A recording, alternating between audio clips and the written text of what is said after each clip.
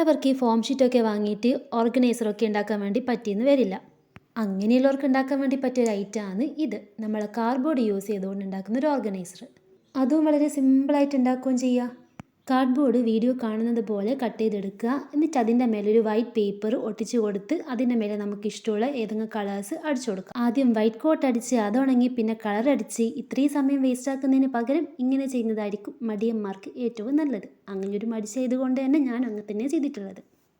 പണ്ടപ്പോൾ smart watch വാങ്ങിയപ്പോൾ കിട്ടിയ പെട്ടി സൂക്ഷിച്ച് വെച്ചത് കൊണ്ട് ഇപ്പം ഇതിന് വേണ്ടി യൂസ് ചെയ്യാൻ വേണ്ടി പറ്റും. കയ്യിലുണ്ടായിരുന്ന വാൾപേപ്പർ പെട്ടിക്ക് ചുറ്റും ഒട്ടിച്ചു കൊടുത്ത് ആ പെട്ടി ഇതിൻ്റെ മേലെ ഒട്ടിച്ചു കൊടുത്താൽ നമ്മളെ പരിപാടി കഴിഞ്ഞു. ഈ ഒരു ഐറ്റം ടേബിളിൽ മാത്രമല്ല വോളിൽ വേണമെങ്കിൽ സ്റ്റിക്ക് ചെയ്ത് വെച്ച് യൂസ് ചെയ്യാം. ഞാനിപ്പോൾ ഇതിൽ നമ്മളെ ക്രാഫ്റ്റ് ഐറ്റംസ് ആണ് ഓർഗനൈസ് ചെയ്ത് വെച്ചിട്ടുള്ളത്. നമുക്ക് വേണമെങ്കിൽ നമ്മളെ ജ്വല്ലറി ഐറ്റംസ് വേണമെങ്കിൽ ഓർഗനൈസ് ചെയ്ത് വെക്കാൻ വേണ്ടി പറ്റും.